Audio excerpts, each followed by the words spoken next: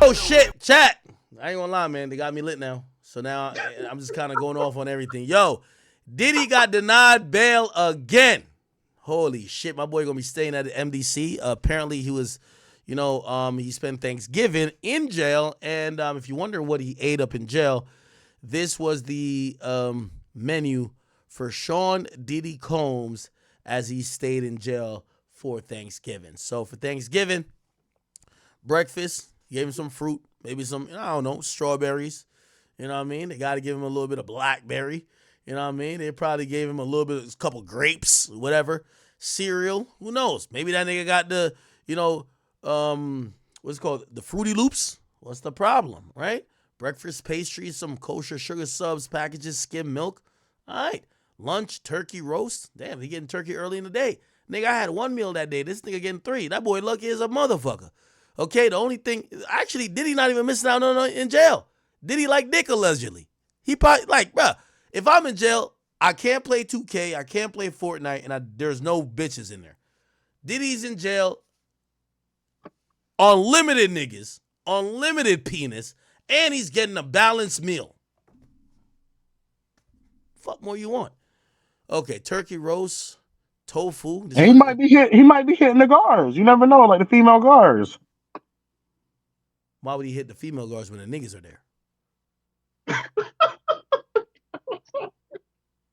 No, you're laughing, but I'm serious. That's wicked. That's wicked. All right. He said he was bad. He might have paid off the female guard to have a freak off with the jail cellmate. He never said he was bi. It's just pretty much now assumed. Come on, bro. He likes to whack off to men putting in that work, scrambling and scraping. He's telling niggas they deserve it, daddy. Come on. Anyway, so got a little mixed vegetables. All right, see, I don't need no vegetables. Mashed potatoes. Who's cooking the mashed potatoes, man? You can't have another inmate cooking the mashed potatoes. Got a little turkey gravy. I don't like turkey. Y'all like turkey? You know what I ate for Thanksgiving? Oxtail, curry goat. That's it. W. Definitely had some mac and cheese there. Got some lasagna and shit like that. But Badman turkey. Turkey stays on the goddamn plate. It stays on this big ass plate. It's like decoration. Everybody just look at it. We don't even know if that shit is real or not. Shit, we always be looking at our aunt like, is this the same turkey from last year? Because nobody ever eat it. But it's always in the center of the table. Hey, I ain't gonna lie. Yo, my mama made some coon. That joint was hitting with the dressing. Brother Wale, man. Hold on, Brother Wale. Please describe to the gallery what your Thanksgiving looked like. What was the menu? Man, I had some turkey dressing, coon, turkey necks, field peas, chicken bog. Wait. What do you mean? My mom made some chicken feet, hog maws, chitlins, cornbread. Yo, brother. Man, they had a bunch of stuff. Yo, somebody got to tell your mama that, we're not in slavery no more. What you mean y'all eating all that type of shit? What the fuck? Coon? Pig feet? Like, what the fuck? Man, I'm saying, man, that coon hit now. Nigga, what the fuck is coon? What the fuck? Raccoon. Yo, bro. Raccoon. Yo, you be eating squirrels and shit? Yeah, squirrel good. Nah. Yo. I be doing that in Savannah, though. Yo, I only got one question for you, brother. I just got one question for you, my nigga. What's up? I know your specialty is white woman. What white woman is eating that shit with you? Bro, white people do the same thing down here. They go coon hunting with the dogs. Yo, that sound crazy. You eat raccoons. Yeah. Nigga say he good. Yeah. That's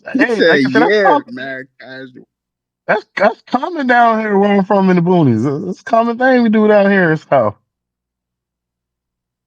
You're cooked, bro. You're cooked. Find God, bro. Hey, nigga, yo, I was talking about that country shit. Quando Rondo was like, man, y'all niggas from South Carolina do that. Y'all too country. I ain't gonna lie, I keep telling y'all, Quando Rondo I think Quando Rondo thought this nigga was wearing a wire when he said, "Yo, I almost caught a Rico too." Wait, what happened? What Yo, happened? we're all in the room, and yo, I'm about to start an interview with Quando Rondo. Here, Wale intern, he'd be like, "Yo." I don't know if he was saying it to relate to Quando, but he said, "Yo, Act." He's like, "Act, did I tell you the story?" I said, "What story?" "Man, I almost caught a Rico too." I'm like, "Hmm?" He's like, "Yeah." Then he started detailing it, and Quando, you could tell Quando's face looking like, yo. The funny thing is, I don't know if I told you when you left the room. He said, "Yo, how well you know that nigga?" Yo, he definitely thought you was like the feds or something. He said, "Leave that nigga next time." Yo, he said, Yo, "Had I'm that nigga crying. standing." Yo, you ever eat some possum? Yeah. Really? Oh nah. Yeah, bro, I go deer hunting. How do you eat a possum? Like, what type of seasoning you put on the possum? I just want to hear this. Well, you gotta boil it in like herbs and vinegar to get the gamey taste out of it. What you mean? I don't even ask. Okay, so you boil it in herbs and vinegar, and then what happened? Then after that, man, you kind of put it in the oven or put it on the grill, put some barbecue sauce on it, peel out the bone. Sure, you mix it in with some rice and beans, you good. That's American bushmeat. Yo, hearing this nigga say some shit like this. So chat, when when I went down there to Savannah, nigga Wale intern pulled up or whatever. He brought me to a place. I never heard this place before. You ever heard of some place called Cookout? Now, Yeah. Oh, y'all heard of this? Okay. Yeah, you're not gonna disrespect Cookout though. No. It's mid. No. It's mid. No. Play like this. I ordered some regular shit. Now I'm hearing this nigga eat possums, raccoons, and squirrels. I'm wondering if he just snuck some shit into. Did I go to a place that ordered that type of shit? Because now I might have to throw up for that experience. That's regular food there, right? Yeah, it's good. That's I didn't know this That's nigga was eating raccoons and squirrels, bro. Nah, definitely not. No, yeah, it's regular food, But I'm man. from South Carolina too. I can't co-sign nothing this nigga Wale be saying about food and shit. I don't do none of that shit. Nigga, Yeah, Wale. bro, you don't, People bro, you do don't that. got converted to being Yankee. Do that though. I ain't gonna lie to you. I do got cousins who eat like squirrel and possum and shit. I do. What about cunt? You eat cunt? You try cunt? Eat what? Yeah, That's the snail shit. yeah, cut, Oh, yeah, you talking about some escargot shit, nigga. You said some other shit. yeah. No, we call it cut. Oh, you mean conch like the shellfish? No, kunk. No, What it's called. It's like These niggas is nasty, Chad. I had to mute up. I ain't even gonna hold you, bro. Disgusting niggas. Hey, Diddy got denied bail. Let me read this real quick. So the judge wrote a written order to officially deny bail to him for the fourth time. So it says, defendant Sean Combs, and this is, by the way, Arun Subramaniam. That's a judge who presiding over this whole case. But you remember when everybody presented their sides and they were saying, "Oh, he's using people's PAC numbers in jail," and he came back with this other guy got bail. Why can't I? The judge said, "I'm gonna think about it. I'm gonna give a written decision." This is a written decision. It says, defendant Sean Combs renewed his motion for bail on November 8th. The court held a hearing on November 22nd. The parties filed supplementary letters on the 25th and 26th. And for the following reasons, Combs' motion for bail is denied. So he is officially denied. Number one, there's no conditions or combinations of conditions that will reasonably assure the safety of the community. The court has elevated each of the factors that it must consider: the nature and the circumstances of the offense charged, the weight of the evidence against the person, and the history and the characteristics of the person, and also the nature of the seriousness that would be posed by the person's release. Okay? The court has reviewed the information submitted by Combs and the government across all three bail hearings in this case, and basically said that the court finds that the government has shown by clear and convincing evidence that there is no condition or combination of conditions that will reasonably assure the safety of the community. And in support of these findings, the court provides the following reasons. One, A rebuttal presumption of detention applies to this case, okay? They're saying even if Combs successfully rebuts this presumption, which the court assumes here, it remains one of the factors that the court finds, that the court considers in determining whether the government has met the burden of persuasion. It says the indictment charges Combs with serious and violent crimes. It alleges that for decades, Combs abused, threatened, coerced women and others around him to fulfill his sexual desires, protect his reputation, conceal his conduct, and to do so, he relied on his employee resources and influences of the multifaceted business empire that he led and controlled to create a criminal enterprise whose members and associates engaged in and attempted to engage in among other sex crimes, sex trafficking, forced labor, kidnapping, arson, bribery, and obstruction of justice. It says, okay, so they're just repeating what they said. The government presented direct evidence of Combs' violence. It includes a video footage of 2016. So, by the way, that did matter. The 2016 footage of him beating Cassie is something that's keeping him in jail. There's clearly violence, even in the version of the footage submitted by Combs. And the text message, well, Diddy could have got it from the discovery. Never mind. Even in the version of footage submitted by Combs and text message between Combs and victim one. The text message from hours and days following the incident says, Cassie says, yo, I got a black eye and a fat lip. You are sick for thinking it's okay to do what you've done. I still have crazy bruising. And then supposedly, Diddy responds, but he's blacked out. It said, nevertheless, Combs argued that the weight of the evidence doesn't support a charge of sex trafficking. In his view, it supports at best a toxic and sometimes violent long-term relationship between Combs and, of course, Cassie. But regardless of whether that's true, there is compelling evidence of Combs' propensity for violence. So they're saying, maybe it's not sex trafficking, but you're definitely a woman beater, okay? There's evidence supporting a serious risk of witness tampering. For example, Combs initiated and had an unexplained communication with witness one, who was subpoenaed to testify before a grand jury, testified on July 25th. And Combs was represented by counsel at this time. They have offered an explanation of some of the communication, but they couldn't explain them all. For instance, Combs' effort to call witness one, and even after his grand jury testimony. By the way, I've thought differently, witness one is an escort. That's what I've now thought. I used to say it was Roger Bonds, is not. Witness one is a escort. They're not a conspirator, but they're a witness. And the reason why I say it's an escort, because the prosecutor alleges that witness one has been involved in a freak-off.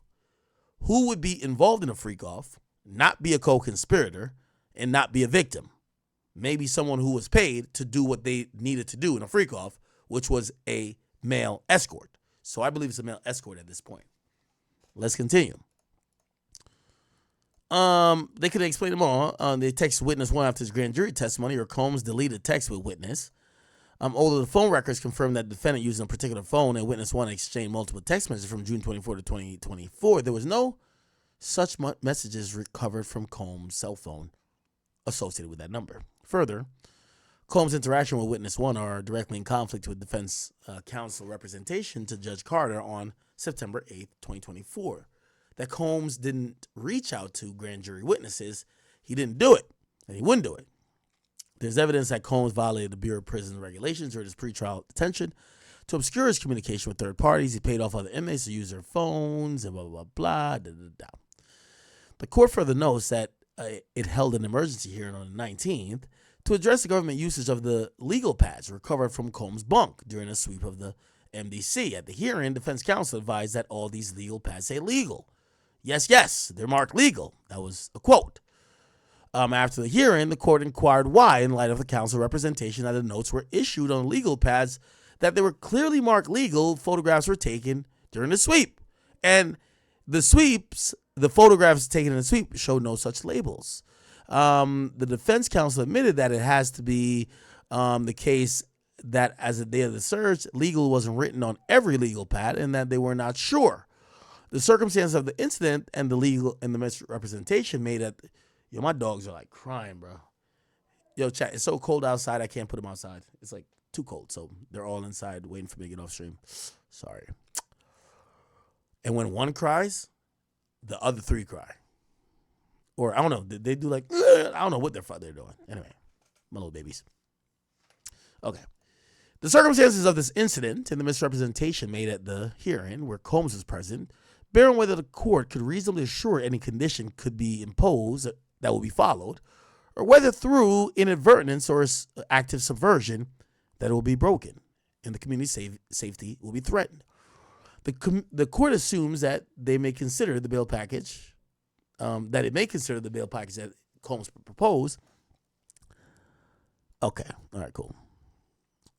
All right, then the next thing was, the court also finds that Combs has not shown, that a temporary release from detention is warranted. Under this provision, a judicial officer may permit, blah, blah, blah. Okay, we don't have to read every single thing. All right, so essentially they said they're kind of holding against Diddy that Diddy is so Diddy beat up Cassie on the video. They think he's violent. They can't assure that he won't be violent. They think that he is reaching out to people because he's trying to be covert with it and breaking BOP rules by talking on other people's jail phone calls or jail PAC numbers. So they're saying if in jail he's using other people's phones to contact people, that's not necessarily permitted. How could we know that he won't do that at home? Also, he's violent. He beat up Cassie. It's clearly on the video. And then the lawyers lied about. The judge is claiming that the lawyers misled. Let's not say lied. Misled the court by saying all the legal pads seized and pictured and photographed with his legal notes that allegedly had some type of correspondence that could be seen as witness tampering were legal notes, and they had legal written on the pad. And apparently the judge asked about this and realized legal wasn't written on every pad. Shadow. There's a lawyer named Steven Shadow. This guy's pretty good. He was a lead counsel for Donald Trump during his Georgia election racketeering prosecution. It was also T.I.'s lawyer that got him off having silencers and all that type of stuff. Usually lawyers, they kind of move as a fraternity, so they don't try to criticize other lawyers, right? Because, it becomes a messy game. People start talking shit about each other. At the end of the day, they all make money. There's enough clients for everybody. Why shit talk somebody? There's enough millionaires. And all these guys who will be qualified for it are highly respected individuals. So they're all super lawyers. However, Steven Shadow has issued a scathing critique of Diddy's lawyers. And he actually feels that they're not operating in his best favor. Don't tell me he deleted it. Oh, shit. No, he didn't. Maybe he did. Oh, no, he didn't delete it. Okay. Steve Shadow says, I have reviewed the order denying Sean Diddy Combs bail for the third time. The judge points out that there are 3 separate occasions that Diddy defense counsel either assisted him in violating BOP regulations or made misrepresentation to the court. This is not the way to rep a high-profile client. He then says, I know how many people feel about the Diddy case, but under a system of justice, he's presumed innocent. And as a criminal defense attorney of 44 years, if I take a case, it's my duty to defend the client to the absolute best of my ability. Somebody said, are you trying to tell us you're taking over his case? He says, no, but I would if appropriate arrangements have been made. Diddy. Actually, he locked up. He probably got a cell phone there. Christian Combs, stop all that bullshit, Millie rocking and Harlem shaking. Yo, Prince, you stop too. I keep calling him Prince. Justin Combs. Fire Diddy's lawyer and hire this guy. I'm going to be honest with you. Diddy's lawyer is garbage. You even have other lawyers that are good saying, yo, what is Diddy's lawyer doing? They're literally saying, we reviewed why the nigga got denied bail, And the judge is citing that one of the reasons is that the lawyers made misrepresentations to the court, meaning lying. Also, that when it comes to the PAC numbers,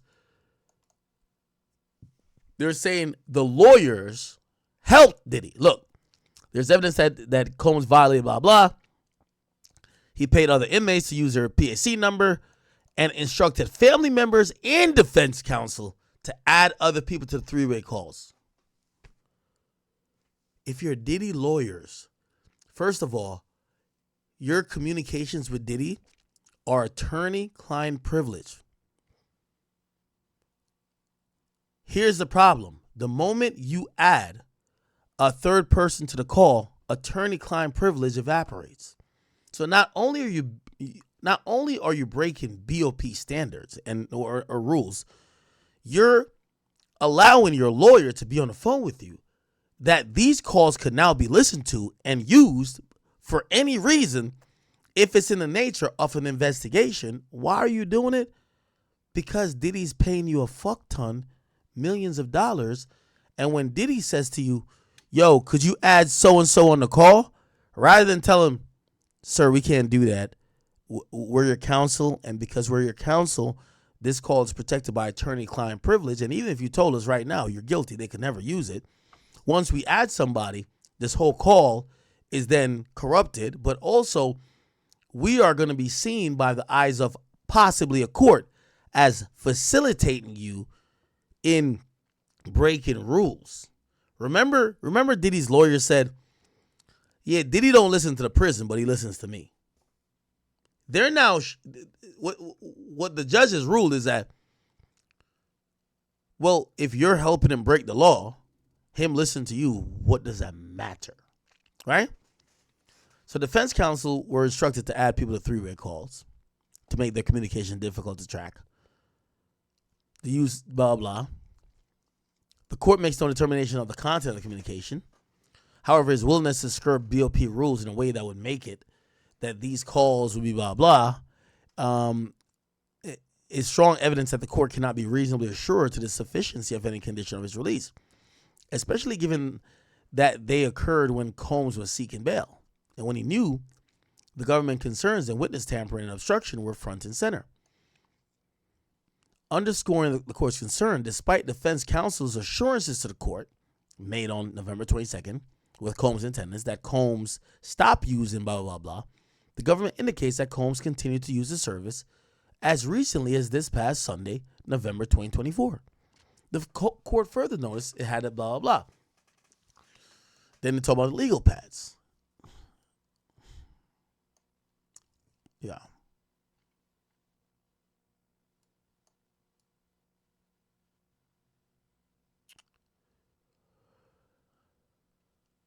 Oh, here we go. While the government raised danger, its principal concern with respect to the defendant was flight. Okay, so they're saying in the Abercrombie case, the only thing that they were really worried about wasn't danger, even though they brought that as a concern during their bail hearing. It was about flight. And he had no criminal history. The alleged criminal conduct did not involve violence or RICO allegations made here, and abated nearly a decade ago. And the dude was 80. Okay, man. Chat, I'm going to be honest with you. That was the Hail Mary attempt. The government fucked up a little bit by seizing the stuff from his cell. Diddy's lawyer tries to capitalize. They try to get bail. They try to use the thing. But apparently Diddy's in jail doing what he wants already. And they're looking at like, well, if he's doing what he wants in jail, why do you want to get out? He could definitely do more or additional bail hearings. But this was very important. There's one more bail hearing that he's waiting on, but it might get decided in a couple of months. That's the one to the circuit court, which is the appeals court. So he did an interlocutory appeal about the bail. I think that's going to be denied as well. And I think this is why this judge did a written thing, because he wanted to make sure whatever ruling wasn't quickly appealed and that he thought about every single thing and was crossing his T's and dotting his I's. And I think he did do so. So I think the circuit court's going to rule no. I think at that point, unless something significant changes, Diddy's going to have to spend the rest of the time in jail. And his court hearing, his current trial date is next year. We're going to see if it happens. So this pretty much shuts the door on Diddy getting out. And unfortunately, if it wasn't for some of the things he did or his lawyers kind of assisted or overlooked him doing, he possibly would have had a good chance. Obviously, that video of him beating up Cassie is a big factor, though. Big factor. Big factor.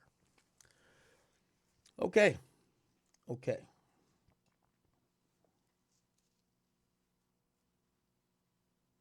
feel like I'm spent. I feel like I'm spent, chat.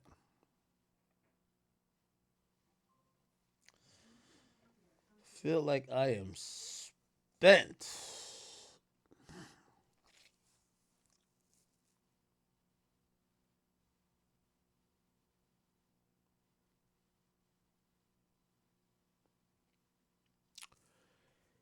Yo, my motherfucking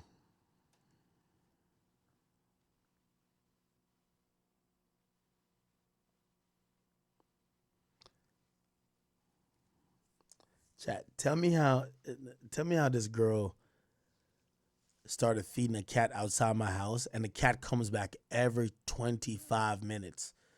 Can't feed stray animals. Anyway, all right. Because I keep hearing alerts, and when I look at it, it's a fucking cat just showing up to the front of my door like, where's the food? It is cold, though, but I don't want no cat. Anyway, chat, I'm going to call it here. I know I felt like this was a Drake stream. I was trying to do a lot more. There are a bunch of other things to do.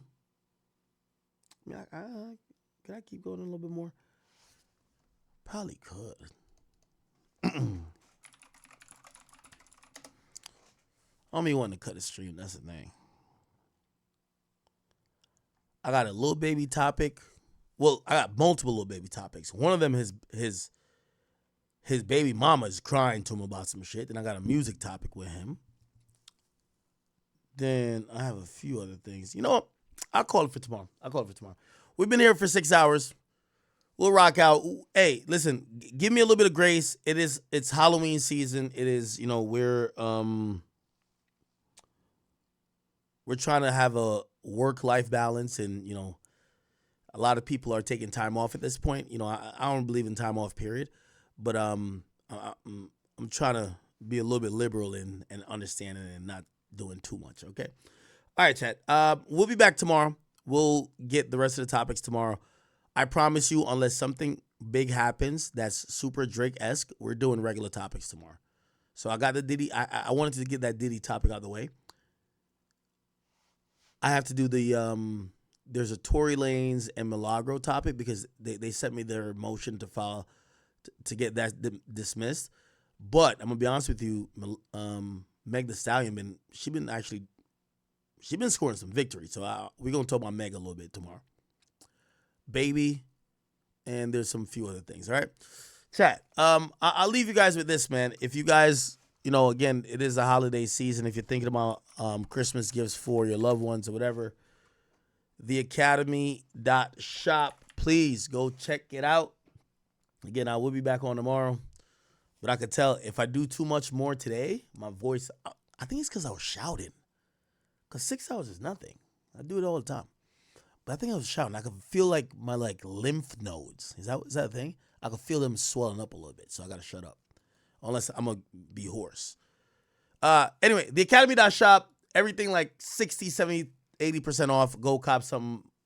Gift it to your friend, your loved one, somebody who you talk about my content with. I would really appreciate that. Other than that, I hope you guys are thoroughly entertained. I'm going to try to save my voice. I'll definitely be back tomorrow. I appreciate you guys. We're going to start on our December grind. If anybody who's a good historian knows how many days we've streamed this year, our goal was I think it's 225 or 200.